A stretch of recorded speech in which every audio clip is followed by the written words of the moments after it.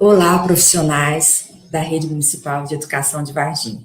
Sejam todos bem-vindos para mais esta formação da língua portuguesa, alfabetização, do nosso projeto Alfabetiza Mais. É um grande prazer recebê-los todos aqui e desejamos que essa formação venha contribuir com a prática profissional de todas vocês, elevando a qualidade do ensino para nossas crianças. Aprender sempre é um grande privilégio. Bom aprendizado a todos nós. Chamo a Rosana, nossa colega coordenadora aqui da SEDUC, que vai fazer uma pequena introdução sobre o assunto que ouviremos agora. Rosana? Olá a todos. Falar sobre alfabetização é um processo complexo que envolve níveis complexos de abstração. Então, longe de ser uma tarefa simples, mecânica, ela é algo muito profundo. E, além de ser um processo cultural, que envolve também estar inserido dentro de uma cultura em que se fala, em que se lê e se escreve, é preciso reconhecer que a língua escrita, ela contém elementos que fazem parte da linguagem oral. E é uma representação da linguagem oral. E esse processo envolve habilidades linguísticas. Longe de serem somente as habilidades linguísticas responsáveis pelos processos de alfabetização, mas também não podemos deixar de pensar que elas precisam ser ensinadas, precisam ser sistematizadas. O avanço dos estudos dos processos linguísticos vem nos permitir pensar sobre pequenas estruturas que formam a linguagem escrita. Trabalhar com essas habilidades requer um processo intencional e mediado por um profissional competente que compreenda como a língua se representa dentro de um sistema. Eu passo agora a palavra para a nossa diretora Eliette, que vai fazer a apresentação da nossa palestrante de hoje. Olá, queridos professores, olá, queridos gestores. Mais um encontro importante sobre o Alfabetiza Mais, dando sequência ao segundo encontro, onde nós iremos abordar a temática da importância da consciência fonológica no processo de alfabetização. Como bem disse a nossa querida Rosana, da importância da consciência fonológica. É importante ressaltar que nesse momento pandêmico, nossas crianças que estão no primeiro ano, elas não perpassaram pela pré de 5 anos. Então, algumas habilidades essenciais para a alfabetização não foram trabalhadas. E, aliás, nós nem sabemos em que momento essa criança está. Então, vale ressaltar que a consciência fonológica ela vem bem antes de qualquer método de alfabetização. Esse aspecto é muito importante, pois muita gente pensa, né, que para a criança aprender a ler e escrever, basta apenas ensinar as letras. Imagino que não seja o nosso caso, nós tivemos uma formação boa com a Sônia Amade, embora a faculdade não nos ensina a consciência fonológica da maneira que deveríamos aprender. Então, o translar do oral para a escrita está no fato de que aprender determinados códigos exige de um modo para o outro, do oral para a escrita, daí dá-se o processo da consciência fonológica. Então, o processo de ler e escrever, ele exige muito mais do que uma boa coordenação visomotora. Mas quem vai falar para nós sobre a importância da consciência fonológica é a nossa querida Alessandra Aranda Nicolau, que é mestre em educação pela Universidade Estadual Paulista, Unesp. Ela é especializada em gestão educacional, em psicopedagogia clínica e institucional, graduada em pedagogia, já foi professora da educação básica na rede pública e privada e também professora do ensino superior. Atualmente, a Alessandra é coordenadora pedagógica da educação infantil e também coordenadora do Núcleo de Educação Inclusiva e Formação Continuada a professoras da RSP Integral, que é a Empresa de Consultoria Humanizada. Ela é coautora de diversos capítulos de livros na área da educação. Então, é com muito prazer, é com muita alegria, e já agradecendo muito esse trabalho da professora Alessandra. Então, só é possível trazer a Alessandra, dar continuidade a esse processo todo de formação e alfabetização, através da Lidiane Kelmer, que ela é a assessora pedagógica da editora Ática Scipione Saraiva, e ela é exclusiva da rede pública e está nos dando essa maior força, trazendo essas pessoas renomadas, com conhecimento elevadíssimo, para passar um pouquinho para nós. Então, com vocês, a nossa querida Alessandra Aranda Nicolau. Seja bem-vinda, Alessandra. Olá, pessoal, tudo bem? Eu desejo que vocês estejam bem, estejam com saúde, estejam se cuidando. E para mim também é uma alegria muito grande, Eliette, Gisele, Rosana, agradecer também a Lidiane, né, por essa oportunidade de estar aqui construindo algumas ideias junto com vocês. O que me move, o que me traz aqui hoje, na verdade, é construir mesmo todo esse olhar para a consciência fonológica. Agradecer também, né, a Lidiane, que oportunizou esse momento para que nós estivéssemos construindo uma ideia acerca da consciência fonológica. Então, é uma alegria muito grande. E vamos seguir aí com tudo que a gente precisa para construir nesse período. Consciência fonológica. Que relação é essa, né? Fonografêmica, som, letra, que a gente precisa construir tão cedo. Mas antes disso, antes da gente pensar propriamente dito em consciência fonológica, eu acho que vale uma reflexão e uma contextualização acerca da alfabetização, né? Vocês já tiveram uma formação bem robusta acerca disso, mas vale a pena a gente dar um passo antes para entender, inclusive, esse momento, tá? Até a década de 70, todos os processos educacionais voltados para a alfabetização eram pautados em pré-requisitos para ensinar uma pessoa a ler e a escrever, tá? E esses pré-requisitos, muito bem estruturados dentro de materiais didáticos, até mesmo em cartilhas, né, faziam com que a criança, por volta de 7 anos de idade, né, porque em geral era nessa idade que se tinha o acesso à escola, ela tivesse contato com uma prontidão para a alfabetização pautada em ritmo, lateralidade, coordenação motora fina, noções espaciais, temporais, habilidades visomotoras, enfim, um aparato mesmo de possibilidades e de estratégias para que essa criança treinasse a sua mãozinha, treinasse o seu olhar e o seu ouvidinho para os processos que encadeavam ali a alfabetização, no entendimento daquela época de que o sucesso de uma alfabetização estava pautado num bom método, num bom ensino, tá? Isso avança ali até próximo da década de 80, onde começam a surgir os primeiros estudos de Emília Ferreiro.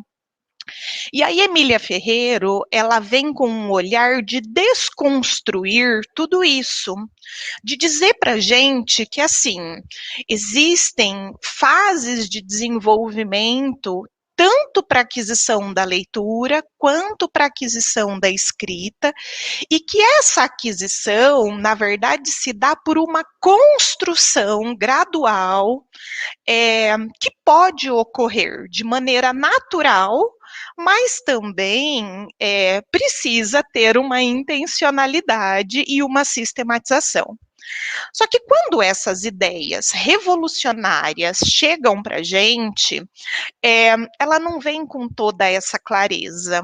E aí cria-se o que a gente chama de um gap na alfabetização, porque nessa época muito se disse assim: a criança aprende sozinha, deixe ela sozinha, né? Não pode corrigir, porque se você colocar uma caneta vermelha, se você corrigir o seu aluno, ele vai ficar traumatizado por conta disso. E, na verdade, isso era um grande engano, porque quando a gente resgata ali toda a psicogênese da língua escrita, e quando a gente resgata realmente todos os estudos da época, não é simplesmente deixar a coisa acontecer, né? E sim ter toda uma intencionalidade pedagógica que a gente não tinha naquela data e que nós fomos construindo ao longo da história. E aí, por volta do ano 2000, e de maneira um pouco mais robusta, a partir de 2010, explodem as evidências educacionais de pesquisas, né, de grandes universidades, de grandes centros de estudos, mostrando para a gente que a gente não precisa jogar tudo no lixo para recomeçar um novo olhar, né? E sim fazer adequações e adaptações de tudo aquilo que deu certo e que a gente precisa colocar em prática. E aí, nesse foco das evidências educacionais, o principal deles é que a gente precisa olhar para a criança. A gente precisa olhar para o sujeito, porque ele é um sujeito em desenvolvimento desde o útero da mãe. E alguns estudos, inclusive, apontam que a consciência fonológica precisa ser trabalhada e começa a ser trabalhada ainda de maneira intrauterina, quando uma mãe conta uma história e aninha aquela barriga, quando ela coloca uma música para acalmar ou para mudar de ambientes, enfim, quando eu construo um ambiente de percepções auditivas, visuais, e vou possibilitando um avanço para as questões motoras, eu estou, não, né, assim, de maneira muito simplista, o que eu vou dizer agora, mas eu estou preparando a minha criança para a alfabetização. Mas para isso eu preciso olhar para essa criança. E nada disso é pré-requisito, né? Então, esse termo de pré-requisito, de ter que cumprir etapas, olha, agora é a hora de fazer isso, agora é a hora de fazer aquilo, isso cai com as evidências, porque os estudos mostram para a gente que tudo acontece de maneira muito integrada, né? E a gente vai ver isso ao longo dessa fala, dessa construção que a gente se propôs aqui a trazer para vocês. Ok? Contextualizado isso, com uma intencionalidade pedagógica bem acentuada, vale a pena ainda a gente resgatar o termo de jardim de infância. Você já se perguntou por que a gente chama de jardim de infância e não de carpintaria de infância? Bom, acho que os próprios termos ali falam por si, né? O jardineiro é aquele que vai cultivar, que vai semear, que vai cuidar, para que isso tudo floresça de maneira grandiosa. Já o carpinteiro, ele tem a concepção de que a madeira está ali, ela é bruta, e eu preciso moldar, transformar isso em algo, né? E quando a gente olha para o ser humano, é exatamente isso. Há muitos anos atrás, nem tanto assim, né? Mas há alguns anos atrás, algumas décadas atrás, se pensava na criança como um adulto em miniatura. Então, sim, era a ideia de carpintaria, aquele que eu vou moldar, colocar as minhas impressões nele, o meu desenho, para que ele saia como um objeto estruturado, tá? E a ideia do jardim de infância Na verdade, é muito diferente disso, porque pensar que é uma vidinha, mesmo sendo numa micro semente, e essa vidinha tem muito potencial a ser construído e a ser desenvolvido. Então, primeiramente, a gente tem que ter esse olhar de infância, olhar para essa criança como alguém que está se desenvolvendo mesmo. E dentro da linguagem, o primeiro grande marco do desenvolvimento é o andar, porque eu tenho ali um bebê que nasce, que começa a ter os seus reflexos todos, começa a fazer uma exploração ainda muito no local onde ele está, muito naquele ambiente bem próximo a ele. E aí, quando ele consegue ficar em pé, quando ele consegue soltar os bracinhos e dar os passinhos, ele ganha o mundo. Então, esse é o grande avançar e o grande marco mesmo do desenvolvimento infantil. Seguido do segundo do segundo marco, que é o falar, né? Quando a gente fala, quando a gente pensa, né? Mas qual que é a relação de falar com andar? Porque para falar eu uso a boca e para andar eu uso os pés. As coisas não são tão simples assim, né? Para que eu consiga emitir som, para que eu consiga emitir alguma oralidade, eu preciso de muito desenvolvimento motor, porque as ondas sonoras dependem de toda uma estrutura muscular do nosso organismo, né? Então, primeiro a criança anda, aí ela fala e a gente avança para todo um processo de aprendizagem que realmente essa criança está envolta. E aí, é importante a gente parar e pensar assim: como é que se dá de verdade a aprendizagem de alguém? E aqui eu não estou falando só de alfabetização, mas eu estou falando de uma aprendizagem de qualquer situação, né? Tudo, todas as aprendizagens, por mais abstrata que ela seja, um dia ela precisou ser concreta. Então, tudo passa pelas nossas fases sensório-motoras, que são mesmo as articulações, os movimentos, as explorações e as vivências que nós precisamos construir frente a qualquer objeto de estudo, tá? E nós vamos falar um pouco mais detalhado disso daqui a pouquinho. E aqui, gente, eu preciso frisar uma situação importante, porque quando a gente olha fase sensório-motora, nos remete a um autor que trouxe essa informação para a gente, que é o Piaget. E lá na literatura de Piaget, fala-se que o sensório motor, em geral, ocorre do 0 aos 2 anos de idade.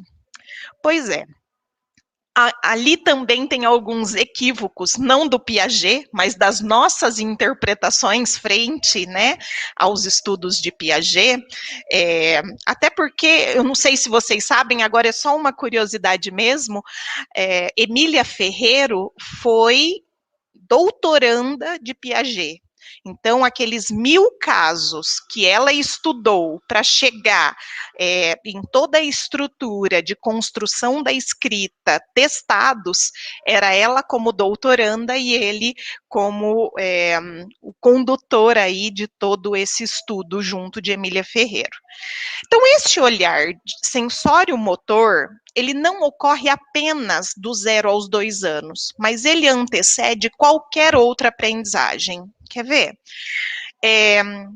Quem de nós nunca sentiu vontade, ao visitar um museu, de chegar e tocar nas peças, de sentir o cheiro, de ouvir aquele barulho, de se remeter realmente a todas as vivências e a todas as sensações que aquele objeto de conhecimento novo está trazendo. Então, independe se eu tenho 2, 10, 15, 30, 60, 90 ou 100 anos. Se é um objeto novo de conhecimento, o nosso desejo humano é pegar, tocar, sentir, viver isso motoramente, sensório-motoramente. A partir desta fase, nós avançamos para a fase linguística. Bom, então eu já toquei, eu sei que ele é macio ou duro, tem um cheiro forte ou um cheiro agradável. Não sei se isso tem gosto, mas me parece que pode ter um gosto de morango. Eu até atribuo situações ali. Enfim, mas eu nomeio as coisas. Eu estabeleço realmente um vocabulário para que essas conexões internas aconteçam dentro da gente. E depois disso, avança-se para as percepções, porque assim, isso não é morango, isso não é de pôr na boca, mas me dá a sensação e a percepção de que esse cheiro, essa textura pode me parecer morango. Estão entendendo? Então, olha como essa engrenagem funciona de maneira muito concreta, né? Até que sim, eu chegue na fase cognitiva, que é todo o meu entendimento acerca daquele novo objeto de estudo. E o nosso cérebro, ele é um cérebro que age também de maneira muito integrada. Esses estudos mais recentes, quando eu falo mais recentes, é realmente da última década, das 2 últimas décadas, sofreram influência de uma área que eu sou simplesmente apaixonada, que é a neurociência. Que nós temos um cérebro que faz a gente pensar, e que a gente precisa pôr esse cérebro para pensar, de maneira muito intencional, né? E aí esse nosso cérebro, quando eu olho para esses processos de alfabetização, ele se integra com todas as suas áreas. Então, se uma criança em fase de alfabetização for submetida a um exame, né, que capturasse ali todas as luzes que se acendem no cérebro dela no momento da alfabetização, nós viríamos um cérebro todo iluminado, porque são todas as áreas integradas e funcionando para cada uma dessas ações. O lobo occipital, por exemplo, que é essa área aqui bem anterior, ela é responsável pelo processamento visual. Então, quando eu bato a imagem, bato o olho na imagem, aquela discriminação visual que muitas vezes eu preciso fazer, se aquilo é desenho, se aquilo é numeral, se aquilo é letra, quais as cores que isso tem, e depois no refinamento mesmo visual, né? Por exemplo, a letra E é muito parecida com a letra F, mas são diferentes, elas são parecidas, mas elas são diferentes. Quando eu falo a letra E, de letra cursiva maiúscula, e o numeral 3, eu estou executando o mesmo movimento, com a diferença de serem rotações invertidas, né? Então, isso tudo é captação visual, é o meu occipital trabalhando, tá? O temporal é todo o meu processamento auditivo. Então, que linguagem que eu tenho acerca disso? Que vocabulário a gente tem acerca dessas questões? Que nome isso tem? Enfim, é o meu processamento auditivo, todas as pistas e buscas realmente auditivas chegando ali e sendo acionadas no meu cérebro. O parietal, então, é essa área de integração do processo auditivo, visual e motor, né? Isso tudo integrado realmente. E o frontal, que é bem essa área posterior aqui, é responsável por todas as abstrações. O nosso frontal, dentro das unidades, né, do nosso cérebro, é uma das áreas que mais demora a ter a sua maturação concluída. porque realmente é um campo de abstração muito grande, mas a gente já consegue perceber princípios abstratos na criança desde muito cedo, né? Então, até os 2 anos, por exemplo, uma criança só vai falar de bola se ela estiver diante da bola. Ela só vai falar de bolo se ela estiver diante do bolo, né? Se isso sai do seu campo visual, eu não faço imagem mental disso. A partir dos 2 anos de idade, né? Com toda a estimulação que essa criança merece e deve ter, eu posso falar de bola, mesmo não tendo bola perto de mim, e ela constrói o desenho da bola mentalmente.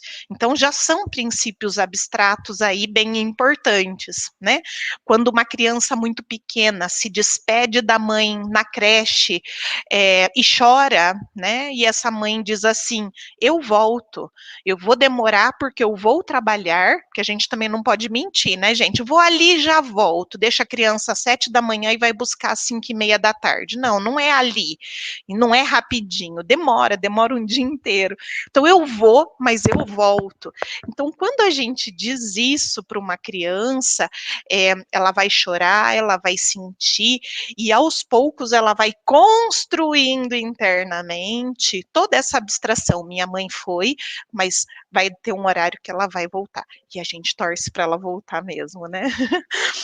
Enfim, ainda pensando nesse cérebro, é muito importante a gente ter clareza cada vez mais de tudo que a neurociência apresenta para a gente. E dentro do âmbito de aprendizagens, de novo, qualquer que seja uma aprendizagem, é de extrema importância pensar que tudo chega primeiro no hemisfério direito. Então, olhem bem, gente, no meu hemisfério direito é onde eu identifico as cores e faço a distinção e a percepção visual dessas cores.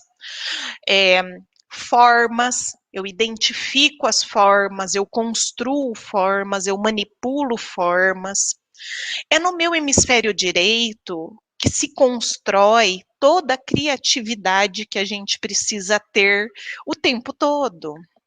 É no hemisfério direito que a gente desenvolve todas as habilidades musicais, todos os contextos. A minha fala hoje partiu de um contexto, nós ainda estamos neste contexto para iluminar a nossa conversa realmente. E ele também é um cérebro ilógico, onde as coisas acontecem ali sem muito eixo, sem muita estrutura. Porque é depois dessa estrutura ilógica e toda estimulada por estas habilidades que a gente consegue colocar em compartimentos, em caixinhas, né? É uma analogia a isso, no meu hemisfério esquerdo. Porque é a partir dessas construções motoras, sensório-motoras, visomotoras, que eu consigo alojar as regras, o que pode, o que não pode. Mas primeiro eu preciso viver o que não pode, né? Quantas crianças pequenas tentam pôr o dedinho na tomada, ou a gente diz, não toca que tá quente, e eles querem pagar para ver, porque ele é ilógico aquilo. Eu preciso tocar para saber o que é quente, o que é frio. Quando ela se queima pela primeira vez, isso não é um exemplo muito agradável, mas é importante a gente pensar nisso, mas a criança tocou numa panela quente em alguma coisa, ou tomou um choquezinho, ela aprende que quando eu disser para ela isso é perigoso, ela aprendeu. Aí ela consegue pôr na caixinha, não tocar em objetos quentes, porque eu vou me machucar, isso vai doer, eu vou chorar. Percebem? Então, é toda uma passagem do meu hemisfério direito para o meu hemisfério esquerdo, com os símbolos, com a própria escrita, com os números, né, o registro desses números, as quantificações disso, ter um raciocínio lógico, parâmetros, horários, enfim, é essa transposição que acontece no nosso cérebro. E aí, para a gente poder realmente ir avançando para a consciência fonológica e para todos esses aspectos de linguagem, eu quero trazer esse exemplo aqui para a gente fechar esse primeiro bloco de contextualização. A aprendizagem, então, ela acontece através de uma construção de competências duráveis. É algo que dura e precisa durar para a vida toda. Então, ela não dura só para fazer a prova, ela não dura só para poder mudar de fase, ela não muda só para passar no vestibular. Não, é uma aprendizagem que dura para sempre.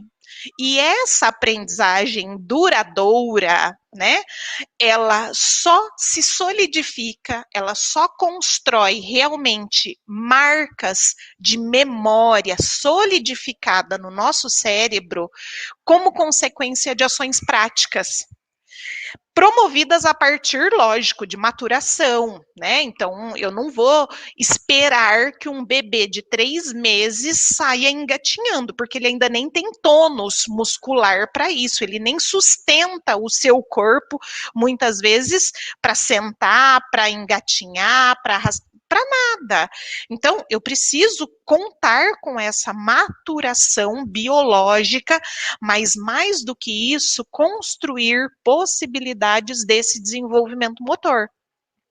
E isso é tão importante porque uma criança de 3 meses, de 4 meses, que não sai do bebê conforto, que vive no carrinho ou no colo de alguém, ela vai demorar muito mais para construir tônus muscular do que uma criança que está no chão, em cima de um paninho, um tapetinho, porque essa criança que está no chão, ela está se exercitando e ela faz esse movimento de tentar levantar a cabeça se ela está de bruço, de articulações, e isso já vai construindo no desenvolvimento motor dela toda a tonicidade que ela precisa para ter sustentação de tronco e de corpo, para ela ter liberdade futura para andar. Percebem?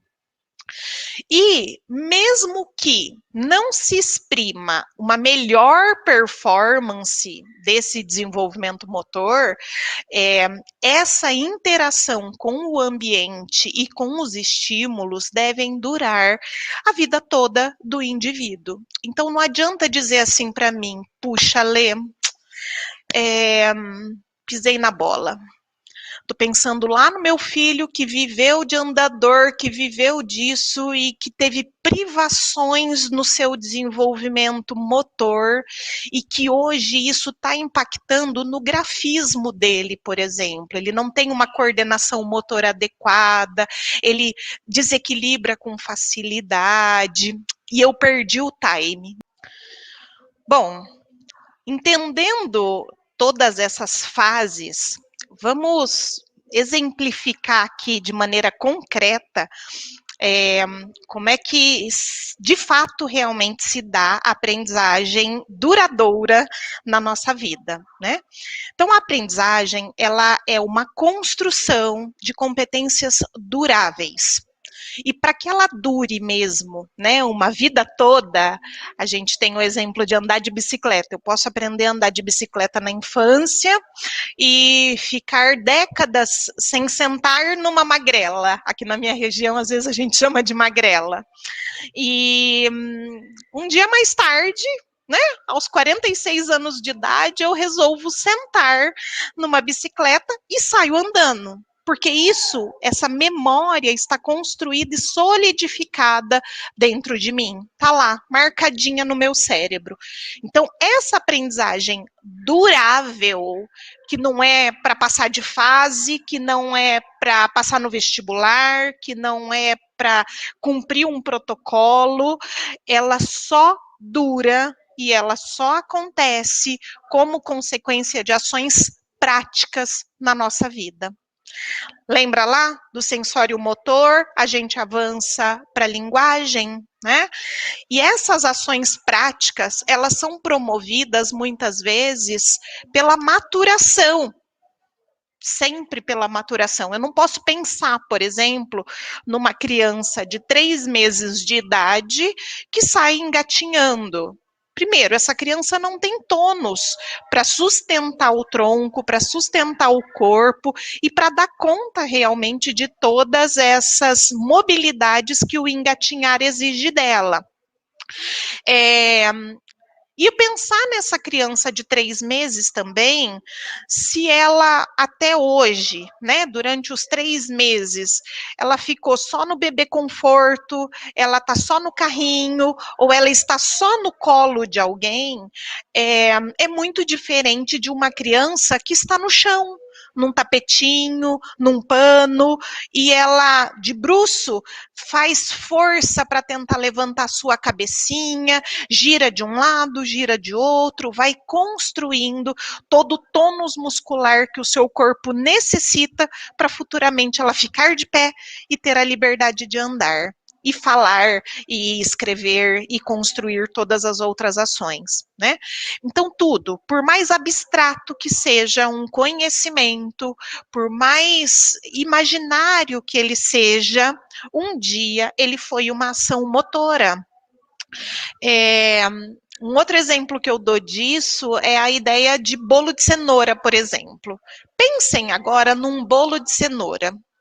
Mas não é um bolo de cenoura simples. Eu quero que vocês pensem aquele bolo de cenoura, tá? Como é que é esse seu bolo? Ele tem cobertura? Ele tem recheio?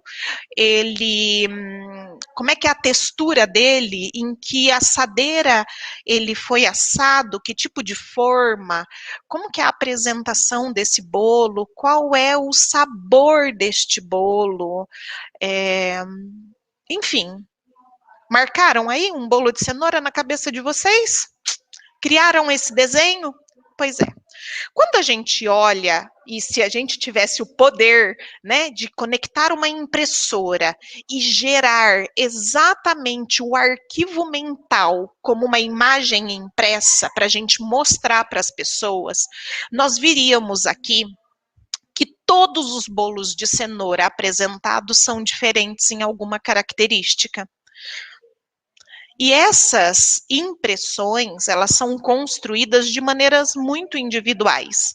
Então, eu posso ter uma mãe com 5 filhos e ela fazer o bolo de cenoura sempre da mesma forma, do mesmo jeitinho, com o mesmo gosto, e cada um dos filhos ter uma impressão diferente do bolo. Né? Ter uma sensação diferente com esse bolo. Mais do que isso, eu posso ter uma dessas pessoas que não gostam de bolo de cenoura. E quando eu pedi, pensem num bolo de cenoura, por obediência até pensaram. Só que rapidamente o cérebro já buscou qual é o seu bolo preferido, se é o de fubá, se é o de aipim, se é o de chocolate. Porque como você não curte muito bolo de cenoura, eu vou te obedecer, o cérebro dizendo, tá? Eu vou te obedecer porque você solicitou uma informação, mas o que eu quero mesmo é migrar para outra que me dê prazer, que me dê satisfação. Então, isso é importante para a gente saber que cada sujeito tem a sua particularidade, a sua individualidade que precisa ser cuidada, preservada e estruturada, né? E não dá para a gente ler a mente de todo mundo. Criar condições, então, né, dessa memória através do desenvolvimento motor, promovendo mesmo ações, vivências, para que isso tudo exprima uma melhor performance. E quando eu falo de uma melhor performance, voltando lá no bebê de 3 meses, vamos imaginar que vocês me digam assim, putz, Ale, pisei na bola. Que mancada minha, não sabia de nada disso, deixei o meu filho durante 6 meses no bebê conforto, depois foi para andador, enfim, e hoje ele está na fase de alfabetização, e como ele tem dificuldade para escrever, o próprio equilíbrio, a própria tonicidade dele para sentar, não senta direito, não tem postura. Putz, isso tudo estava lá atrás, né? Nunca é tarde. Nunca é tarde para a gente estimular uma criança e um adulto, né?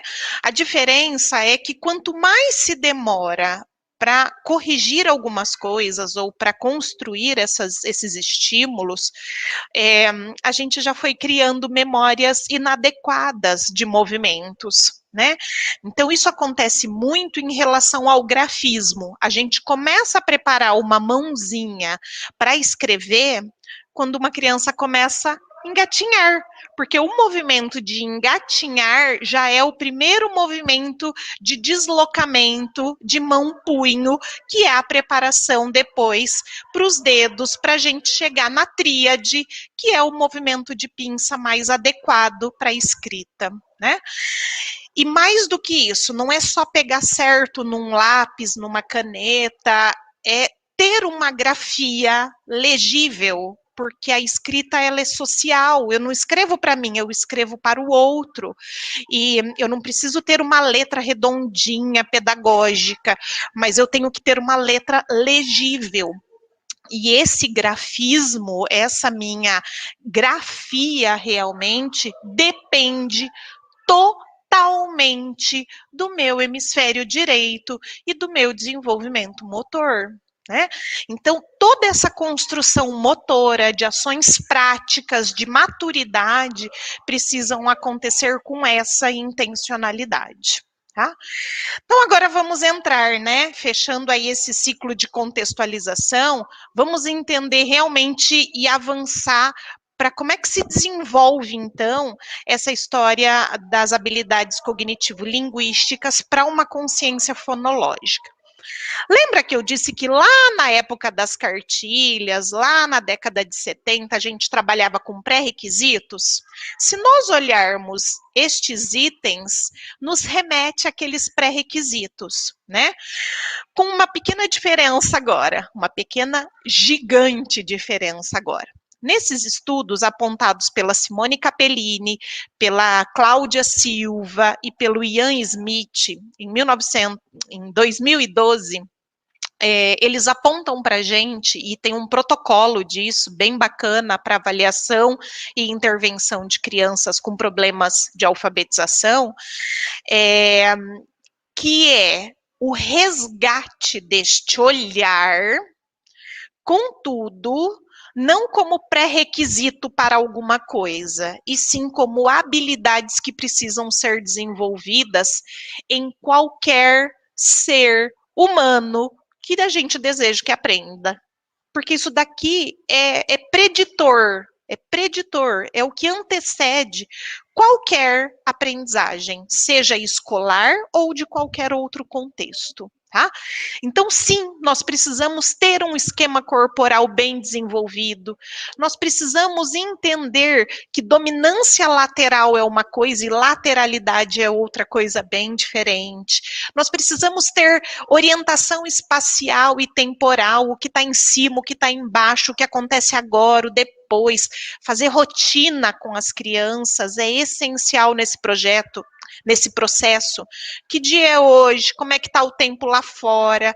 E dentro dessa orientação temporal, entender que são ciclos, né? Então, por exemplo, ontem foi terça, hoje é quarta, amanhã é quinta, depois vai ser sexta, sábado, domingo, segunda, terça, quarta, quinta, sexta, sábado, domingo. Isso é um ciclo.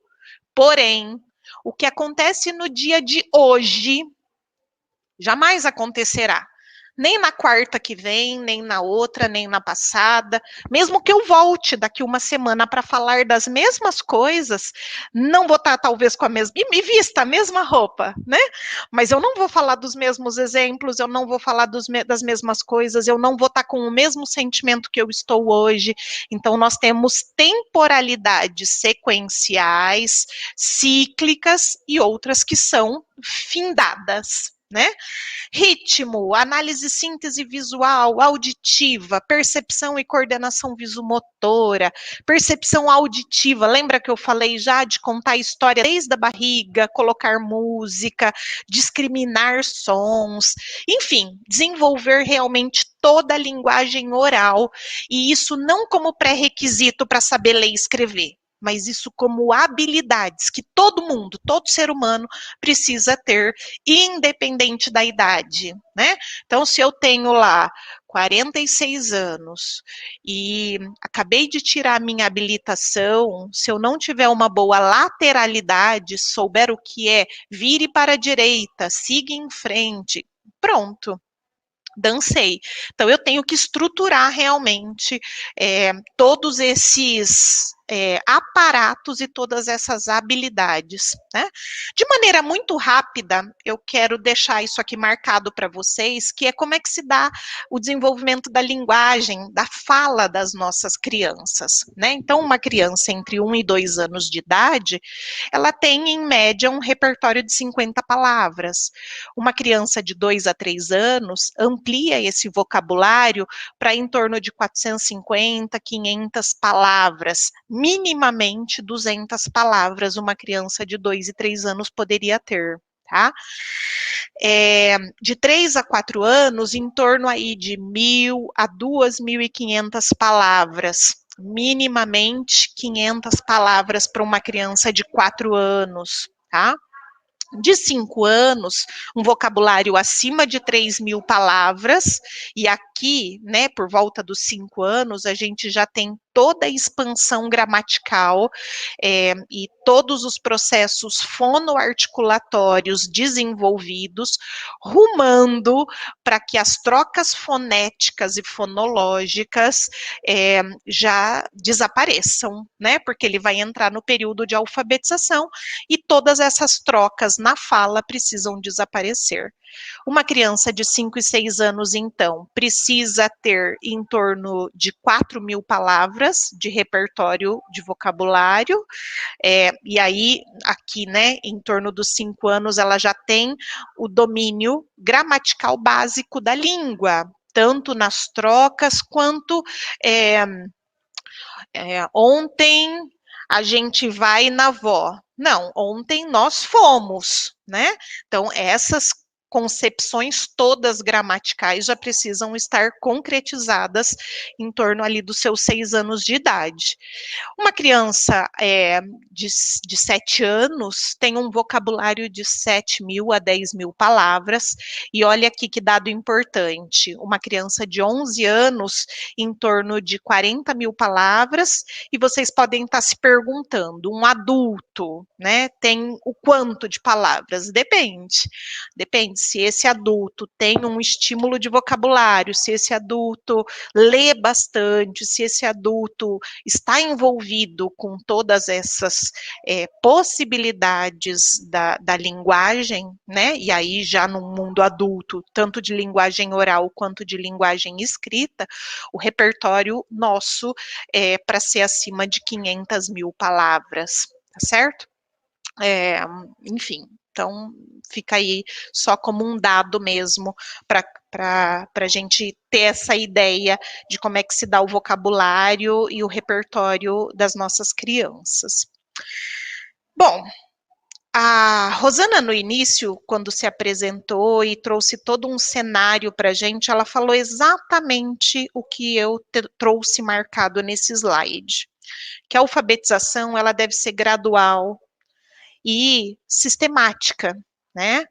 Então, quando a gente fala de uma sistematização, eu não estou falando de uma sistematização com folhinhas de atividades, simplesmente. Talvez a gente precise mesmo de alguns registros em folha, em livros, em materiais didáticos, como sistematização.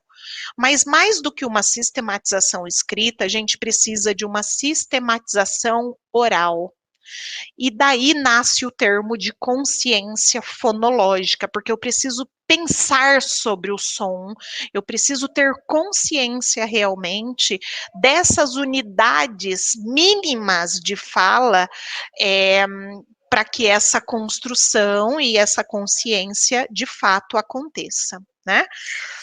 Então, uma alfabetização, ela precisa ser realizada com ensino explícito e sistematizado dessas relações e dessas correspondências fonografêmicas, tanto do fonema quanto do grafema, tá? de maneira muito simplista, dizendo do som e da letra. Tá? E aí a gente está falando de consciência fonológica. E como é que a gente estimula a consciência fonológica? Como é que nós construímos um mundo envolvido na intencionalidade da consciência fonológica? Trabalhando os contos, muita literatura. Preciso contar a história, recontar histórias, diversificar histórias. Isso tem que fazer parte diário, horário das nossas crianças. Nós estamos impossibilitados, muitas vezes, de ter contato ainda com as nossas crianças na sua totalidade. A gente ainda está num ano pandêmico e isso tende a perdurar, né? Por um tempo, até que todo mundo esteja mais imunizado, isso pode ainda se estender por um longo tempo, né? E esse estímulo com cantigas de roda, com literatura infantil, fábulas, quadrinhas, adivinhas, parlendas, poemas, as próprias obras de artes, elas acontecem no ambiente escolar, mas é super possível a gente trabalhar esses fatores na família, né? A PNA, que é o documento hoje nacional, né, que rege a alfabetização do nosso país, um dos pontos que eu valorizo bastante é a ideia da literacia familiar. E tem todo um programa de literatura envolvido, né? Envolvendo mesmo as famílias nesse processo de contar história, de recontar história, de como estimular, enfim. Há caminhos para que isso aconteça em ambiente educacional, em ambiente escolar, como em ambiente fora da escola também, nesse momento que estamos passando, né? Bom, o que é então uma consciência fonológica? Eu já fui dando spoilers a respeito disso. É a capacidade de segmentar de modo consciente as palavras em suas menores unidades, sílabas e fonemas. Então, quando a gente olha, por exemplo, vou partir lá de Emília Ferreiro, tá? A ideia é que se trabalhe com o todo, com o texto, e aí do texto a gente extrai frases, das frases nós extraímos palavras, e das palavras nós segmentamos em sílabas. E muitas vezes parava ali. O construtivismo como um todo, né, não tinha esse foco naquela época das questões da oralidade, das questões dos sons, porque também não foi o objeto de estudo da Emília Ferreiro. Ela estudou a construção da escrita, ela não estudou a construção da leitura. E tudo isso veio, né, em decorrência aí dos processos de leitura e que contribuem para os processos de escrita. Então, toda essa oralidade, todo esse olhar para o som que cada fonema pode emitir, faz parte aí de todo esse processo que envolve hoje a consciência fonológica. Então, a consciência fonológica, ela é uma habilidade construída de maneira metalinguística, porque eu tenho uma intencionalidade com a minha linguagem, tomada de consciência das características mais formais aí da linguagem, e ela é compreendida em 2 níveis. Primeiro, a consciência de que a língua falada pode ser fracionada, segmentada. A frase pode ser segmentada em palavra, a palavra em sílaba e a sílaba em fonemas, porque a gente não tem que parar na sílaba, tem que cair para o fonema, tá? E as palavras, elas são constituídas por uma sequência de sons e fonemas representados por um código gráfico, pelos grafemas. Tá? A gente vai exemplificar tudo isso, tá? Nas próximas apresentações aqui. Essa, então, é uma capacidade de se refletir explicitamente, por isso da intencionalidade. Eu preciso pensar sobre essa estrutura sonora da palavra, né, no sentido aí, no nível da palavra, da rima, da aliteração, da sílaba e do fonema. E aí a gente já está falando de BNCC, tá? E aí, para exemplificar, eu gosto muito desse exemplo, porque eu remeto lá desde a psicogênese mesmo. Então, quando eu olho para uma criança no nível alfabético, é aquela criança que não vai olhar para a ortografia como um todo, tá? Então, ela vai escrever cidade, ela pode escrever com S-I-D-A-D-E, né? Porque ela não tem ortografia ainda, mas ela sabe que a representação do som dela, para cada fonema existe uma letra, tá? Com exceção dos dígrafos, né? No nível silábico, ela atribui um valor sonoro para cada vez que ela abre a boquinha, e aí ela atribui uma letra, tá? Então, por exemplo, quando eu peço para uma criança de 5, 6 anos escrever vaca, ela escreve V-A-C-A. E essa mesma criança, quando eu peço para ela escrever cavalo, ela escreve K-V-L-O. E aí eu pergunto, esta criança está em nível silábico ou alfabético? Quando eu olho para vaca, me parece que ela é alfabética. Mas quando eu olho na palavra de baixo, para cavalo, é muito clássico ela ser silábica. E sim, essa é uma criança silábica, que tem valor sonoro, inclusive, porque ela faz K, K, K, e ela põe a letra K. Vá, vá, vá, e ela põe o V. Lo, e o L e o O. Então, ela está no nível silábico, tá? Contudo, ela tem valor sonoro, ela é silábica. A palavra vaca, talvez ela tenha escrito porque ela já criou a imagem da palavra, ela já decorou, ela já aprendeu como é que escreve vaca. Então, quando fala vaca, ela não pensa mais no som, mas ela busca o desenho da palavra dentro do léxico dela e está posto ali. Então, sim, é uma criança em nível silábico. Qual é a diferença dela ser silábica, com valor sonoro, porque ela está atribuindo som, e não ter consciência fonológica? Essa é uma criança sem consciência fonológica. Como assim, Alê? Vocês concordam comigo que a letra K que ela usou para escrever cavalo é o mesmo K do final de vaca? Que o V sozinho que ela utilizou para representar o vá de cavalo é o mesmo vá, VA, que ela usou em vaca?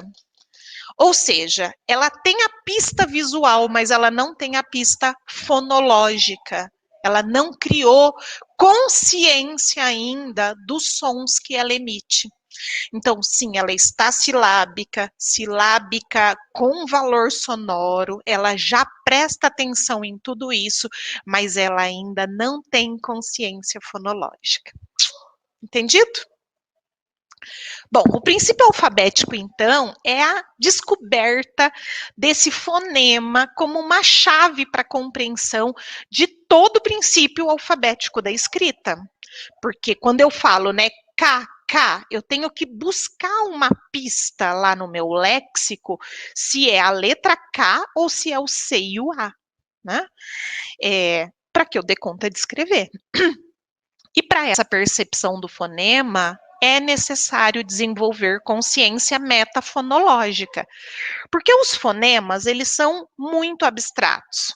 Então, se eu falar fonema de maneira muito individual, e a gente vai mostrar isso numa lâmina ali, ele é muito abstrato, ele não faz sentido. Agora, num encadeamento desses fonemas, eu consigo ter traços acústicos, sequências articulatórias, e aí sim a formação de uma ideia, de uma palavra e assim por diante.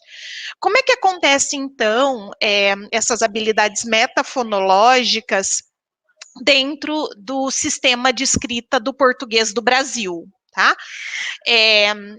Na leitura, eu tenho a pista do grafema, então eu olho qual é essa letra, qual é esse código gráfico, e eu transformo isso num fonema.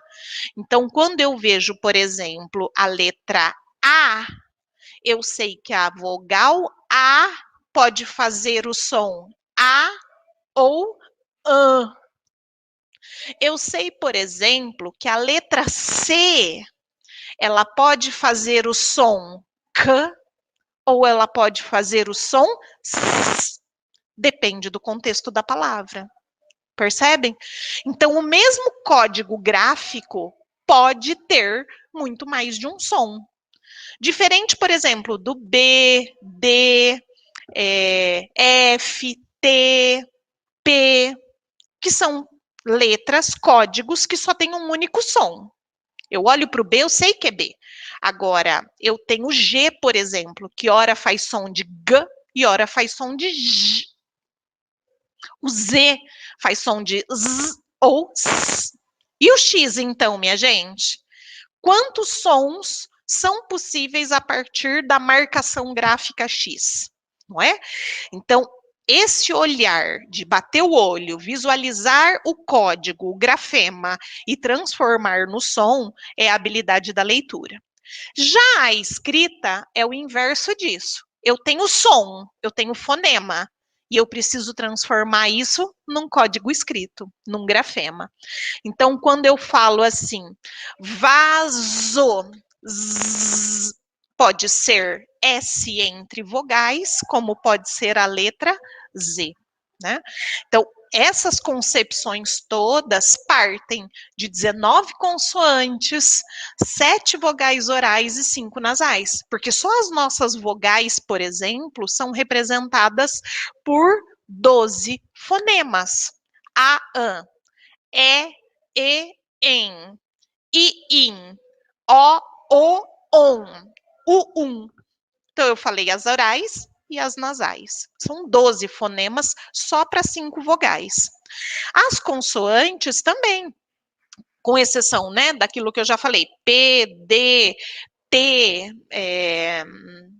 F, V, é um único fonema.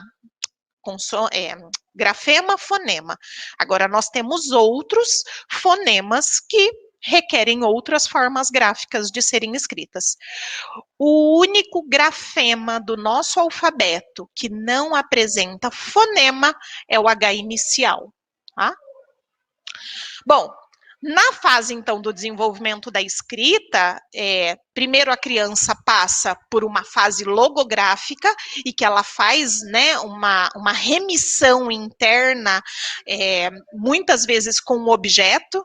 Então, quando eu falo trem, e eu estou numa fase pré-silábica de Emília Ferreiro, a minha tendência é colocar muitas letras, porque o trem é um trem grande, né?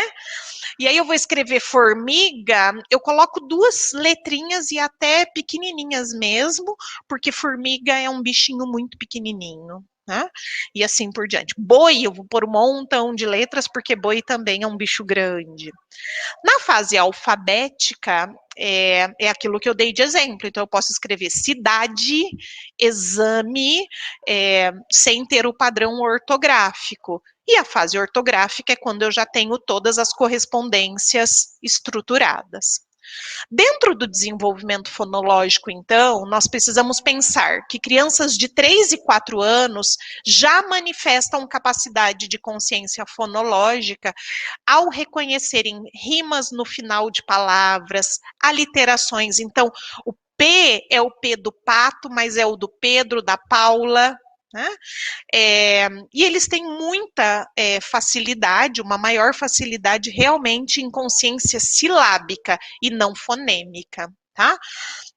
Com 5 anos, essas capacidades metafonológicas no nível do fonema e até mesmo do traço distintivo, né? Então, fazer as diferenciações ali de traço, elas vão sendo adaptadas conforme a realidade linguística e cognitiva da criança. Então, um exemplo do letra E e F de imprensa, mas também o grafismo, né? A letra E de letra cursiva com o numeral 3. Então, é um traço bem distintivo ali que eles têm, e o nível do fonema. Então, quando eu digo eu estou partindo do mesmo ponto articulatório, mas ora eu faço som F e ora eu faço som V, né? Então, essa percepção começa a ser estruturada e ter aí as suas concretudes por volta mesmo dos 5 anos. Nos 6 anos, ela tem domínio total dessa capacidade de segmentação silábica, bate palminha, né, para as palavras. Vamos separar a palavra cavalo. Cavalo, eu já sei que eu separo isso. Consciência fonológica vai se complexificando cada vez mais, né, para receber as instruções do fonema, aquilo que representa exame, enxame, né, e eu já consigo ter uma percepção um pouco mais aguçada disso, e a partir dos 6 anos, todas as capacidades metafonológicas, devido à aquisição da escrita, devem estar concluídas, né? Então, domínio de todos os níveis mesmo da consciência fonológica. E aí é lógico, a gente falou de habilidades lá atrás, para qualquer ser humano aprender, mas existem preditores para essa leitura e essa escrita. E tudo isso que nós tratamos até aqui são preditores, antecedem o processo de leitura e escrita. Então, isso está, né, registrado lá nos materiais da Cláudia e da Simone, que prevenir é muito melhor e é muito mais fácil do que tratar, né? Então, uma intervenção preventiva desde muito cedo com os nossos escolares faz todo sentido. E para finalizar, eu trago uma sequência de habilidades metafonológicas que requer todo o estímulo mesmo dessas percepções que a gente precisa construir para que as nossas crianças, os nossos escolares, tenham mesmo uma consciência fonológica. Como é que se trabalha? Desculpa, gente, eu sou um estabano, viu, gente? Como é que a gente se constrói realmente uma consciência fonológica? Através de percepção dos sons, de rima, de aliteração, de noções de frases, de consciência de palavras, de sílabas, de fonemas e de letras, tá? Vamos passar rapidamente por eles. Percepção dos sons é estimular o processamento auditivo, desde lá do útero da mãe, mas também com toque do despertador, batida da porta, batida do coração, som da mastigação. Vamos parar agora e escutar o barulho do vento lá fora, o miado do gato e tantos outros.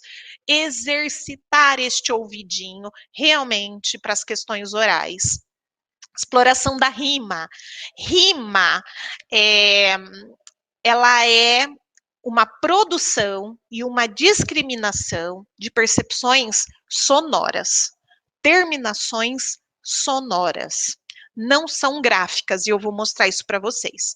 Então, aquilo tem que realmente ter um encadeamento do som.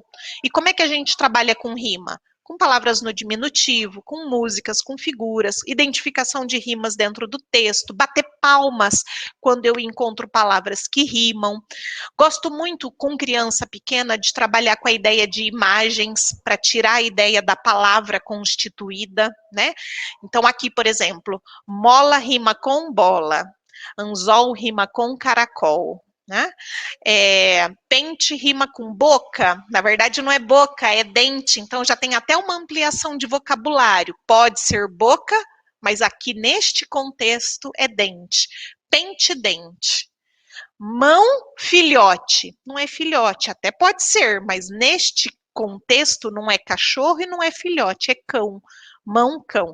Então, olha a ampliação de vocabulário que a gente oportuniza, né? Identificação de pares de rimas. É muito comum a criança falar assim, o que rima? São palavras que combinam. Então me diz uma palavra que rima com farmácia, remédio, porque combina, né? É, calça, camisa. Na verdade, é como eu disse, é uma terminação sonora mesmo. Rato, gato, pente, dente, chegada, empada, coração, empada, espada, mel, pincel, porão, anão, ninho, vinho, né? E aqui uma ideia da questão gráfica que eu tinha dito para vocês. Então, foca tem a mesma terminação gráfica de boca, porque elas terminam em O-C-A. São as 3 últimas letras. E a rima, gente, ela pode ser da última letra, da sílaba, da última sílaba, ou de parte da penúltima sílaba para o final da palavra, tá? Então, aqui neste caso, foca, toca, teriam que ser parte ali da penúltima sílaba. Então, eu tenho essa terminação visual igual, porém, não é rima. Não tem o mesmo som final, porque eu estou falando foca, boca. E não é só o C e o A que rimam, tá certo? Então, aqui é um par de palavras que, mesmo tendo a mesma terminação gráfica, não rimam. Dentro das parlendas, né? De novo, a gente explora, além de rima e de todas essas questões aí da linguagem, a questão do contexto. Eu gosto dessa imagem que eu criei aqui da árvorezinha, porque desde pequena eu achava que era um pé de cachimbo, né? Uma árvore cheia de cachimbinhos. E hoje é domingo, pé de cachimbo, né? É como dizer, estamos em Minas, pé de pão de queijo. Hoje é domingo, se fosse lá em casa, pé de churrasco, e assim por diante. A literação. Se a rima é a terminação sonora, a literação é o início sonoro, que às vezes coincide de ser a mesma letra, mas isso não é regra, porque o que manda é o som e não a letra, tá? Por isso a gente precisa entender fonema. E o fonema, desde a identificação, da discriminação, da manipulação e do próprio reconhecimento dentro do alfabeto. Então, a gente já falou disso, né? As vogais, quais os fonemas que existem, o K, o W e o Y já foram incorporados, o H é a única letra do alfabeto, o único grafema que não apresenta som, né, no início das palavras, e cada um desses grafemas tem minimamente, com exceção do H, minimamente uma representação fonêmica. E essa é uma atividade bacana para a gente explorar isso. Quando eu olho a imagem da uva, quantas letras tem a palavra uva? Uva, 3 letras. Quantas sílabas? Uva. E quantos fonemas? U-V-A, 3 fonemas. Já a palavra carro tem 5 letras, 2 sílabas, carro. Mas nos fonemas é K-A-R-O, porque eu tenho um dígrafo. Apesar de terem 2 letrinhas R's, eu emito um único som. Então, eu vou ter uma frequência e uma variação linguística em virtude dessas distinções de grafemas e fonemas. E brincar, né, com substituições de fonemas. Gato, pato, mato, rato, banana, baleia, fogo, fogueira, com formiga. São tudo aliterações que a gente vai construindo. Cedo, sino. S. Barco, banana. B. Pirata, pato. P. E olha aqui no último, eu tenho 2 palavras com letras iniciais idênticas, contudo, com sons que não aliteram, porque eu falo cinema e castelo, c. Então, eu tenho pares de palavras com letras diferentes, no caso do C do sino, mas que emitem o mesmo som, isso é uma aliteração. E palavras que têm a mesma letra inicial, mas com sons diferentes, não sendo uma aliteração, ok? Acabou! Gente, eu corri porque era muito conteúdo, mas enfim, tem inúmeras estratégias que dá para a gente discutir, que dá para a gente pensar, e eu de verdade me coloco à disposição de vocês. Eu estou no Instagram, eu estou no Face, eu estou no LinkedIn, enfim, que vocês precisarem, eu estou à disposição. Tem um canal do YouTube, né? Enfim, meu muito obrigada. Parabéns à Secretaria de Educação de Varginha por esse momento de formação e que a gente possa trocar muitas coisas ainda. Obrigada. Posso dar uma palavrinha? Primeiro, eu quero te dizer que eu amei a sua fala, que foi, assim, muito enriquecedora. Essa questão de oferecer um contexto para uma coisa que é tão complexa, faz toda a diferença, porque nós, professores, temos, assim, o hábito de querermos já transformar tudo em prática, né? E a gente não pode considerar isso de uma forma isolada, né? A gente tem que considerar tudo que está envolvido por trás disso, né? E tem que compreender isso. Eu acho que isso reforça também a necessidade de nós, professores, estarmos sempre nos atualizando, estudando, porque a gente precisa valorizar a nossa profissão, né? Como profissionais. E isso é um grande ganho para a gente. Então, a sua palestra foi muito boa nesse sentido também, né? Além de outros. E eu tenho uma pergunta. Quando você fala sobre os estudos da Emília Ferreiro, então, para mim, o que fica? Os estudos da Emília Ferreiro e da Ana Teberoski trouxeram uma mudança de perspectiva. Ao invés da gente olhar o como se ensina, né, que era o que a gente pensava antes, a gente vai olhar para como se aprende, né? Como essa percepção da consciência fonológica, ela é algo tão específico e envolve tantas particularidades, como que a gente pode fazer, ou não, né, se for para transformar isso, mas numa tendência de passar isso para um método, né, e daí a gente voltar na perspectiva de como se ensina, ou como que a gente pode ter essa perspectiva do como se aprende e inserir o ensino da consciência fonológica. Uhum. Que coisa linda que você fez comigo agora, né, Rosana? Na verdade, assim, esse é um limiar que a gente tem que cuidar muito, porque existe uma tendência, e diria que até uma tendência de governo, de que tenha-se a ideia de que a gente está voltando no tempo das cartilhas e apostando em bons métodos, né? E não é isso que as evidências mostram. As evidências mostram exatamente o que você trouxe na sua fala. O foco é no ensino explícito e sistematizado, mas mais do que isso, em como a criança aprende. Porque não adianta a gente mercantilizar isso e simplesmente sair trabalhando, agora o novo método é a consciência fonológica. Não, isso não é método, não pode ser, e a gente não pode permitir que as coisas avancem para esse lado, tá? O foco realmente de construção fonêmica é da criança. O que muda dentro dessa perspectiva é a intenção do professor.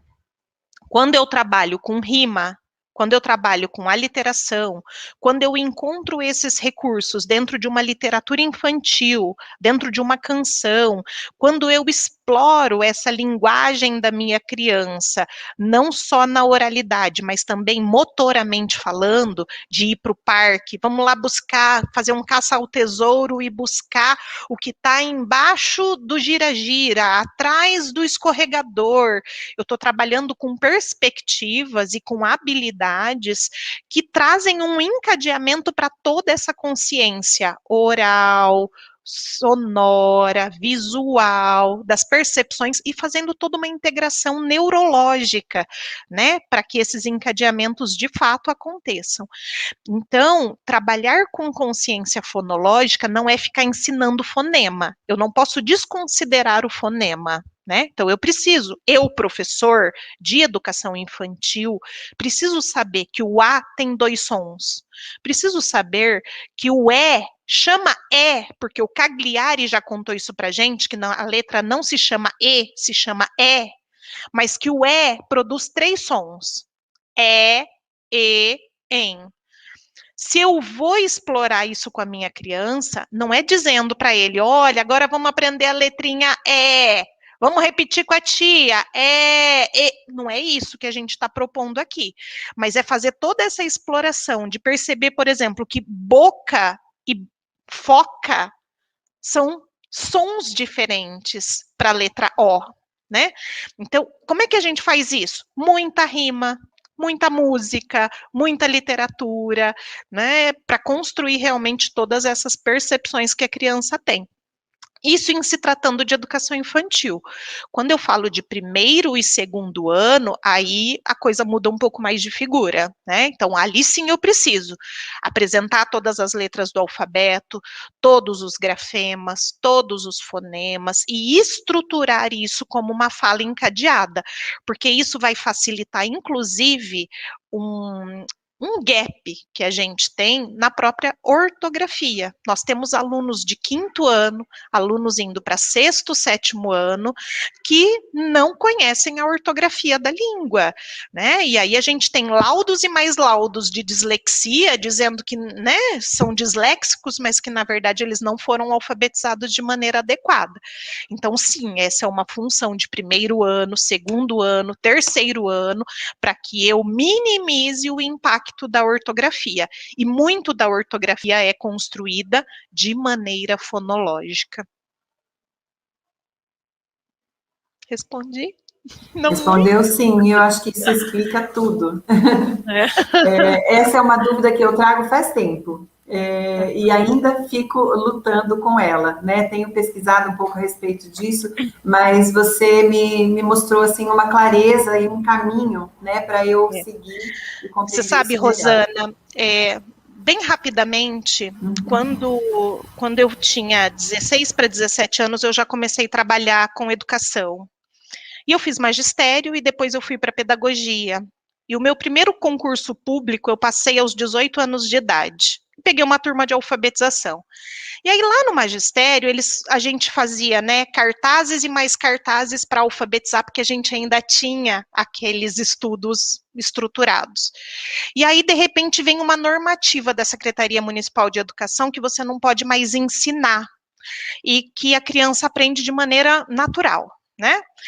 E eu me lembro que eu falava assim, como que eu não posso ensinar? Eu só sei ensinar, me ensinaram um dia e meu aluno só vai aprender se eu ensinar, né? E eu gosto de dar esse exemplo porque atrás da porta da minha sala tinha um cartaz, um silabário, porque aquela era a minha muleta, e quando alguém da secretaria entrava na minha sala, a porta tinha que ficar aberta, e eu encostada nela, ninguém podia fechar aquela porta e descobrir o meu segredo, né? Porque era o único recurso que eu tinha. O que eu quero dizer com isso? O construtivismo entrou na minha vida aos 18 anos de idade, quando chegou essa normativa. Só que a gente não tira a camisa do tradicional e veste a do construtivismo por conta das normativas que chegam. Eu posso dizer para você que com 30 anos de magistério, que é o que eu tenho hoje, e de laboratório mesmo, de viver dentro das escolas, que eu tento ser construtivista todos os dias.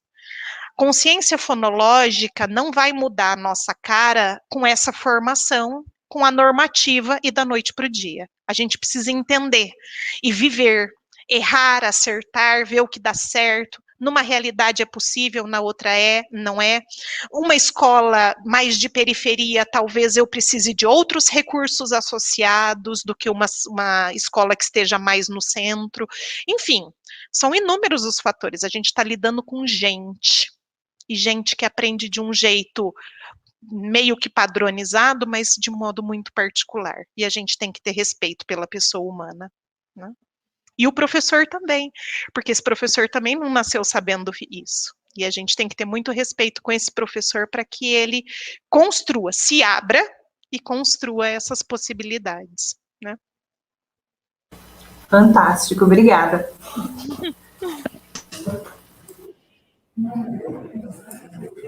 Alessandra, estou encantada. E o que me deixa muito feliz é que nós teremos uma segunda parte, que teremos você novamente. Olha, já vou te dizer que vou rever esse vídeo, essa formação muitas vezes, porque foram muitas informações, muito conhecimento que a gente precisa ir digerindo aos poucos, né? Eu aprendi consciência fonológica hoje como nunca tinha visto antes. Eu sou apaixonada pela neurociência também. Então, quando a gente compreende o que acontece, fica tudo muito mais fácil. Quando passa por nós, né, o que você já dizia, quando passa pelo nosso entendimento, pelo nosso corpo, pela nossa vontade, fica. É aprendizagem mesmo. Muito obrigada. Suas palavras foram ótimas. Nos ensinaram bastante. Eu que agradeço. Muito obrigada. Alessandra, abre o microfone. Parabéns, como diz as nossas queridas coordenadoras, que fizeram essas belíssimas considerações. Elas entendem bastante do que elas estão falando.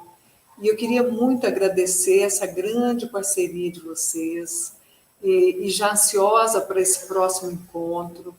Tenho certeza que os nossos professores também vão aproveitar muito esse momento, estão aproveitando. E eu espero logo que a gente possa encontrar e dar continuidade a esse belíssimo trabalho. E queria também pedir para os nossos professores, a nossa equipe gestora, não esquecerem de assinar a lista de presença e que todos nós tenhamos uma boa semana, que a gente reflita bastante sobre esse grande aprendizado que a nossa querida Alessandra trouxe para nós. Alessandra, um beijo no seu coração, muito obrigada mesmo, em nome da nossa secretária, em nome de todas as coordenadoras, de todos os professores, pela sua boa vontade, pela sua disponibilidade e por esse conhecimento enorme que você passou com tanto carinho e com tanta propriedade. Olha, um beijo grande para vocês e para todos que estão nos assistindo nesse momento. Tchau, fiquem tchau. bem, fiquem com Deus. Amém, amém. Até a próxima.